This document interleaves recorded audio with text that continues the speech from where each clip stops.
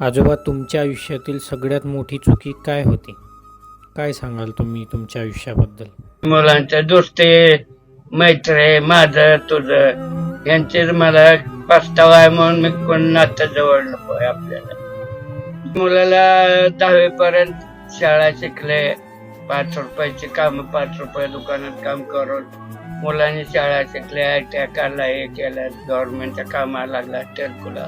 बर 1 लाख स्टार्टिंगला पेमेंट होतं. बर तर भावाने रुपये देऊन माझ्या पोराला मारलं. बर तेव्हापासून आपण नातवंड सगळं सोडून दिलं. गाव सोडून आलं शेत पीत समज आता इथं बिगारे काम करून मी 2 गुंठ जागा कमावले, बर शेती 3 एकर घेतले. आनंदात आहे, बाद झालं माझ्या पोरा नाता पोस्ट. आनंदात आहे, नातू बी मी बी आनंदात आहो. संध्याकाळचं रात्री प्लास्टिकच्या बाटल्या गोळा करतो, 1-2 दिवसभर आपल्या घरात बसून राहतो.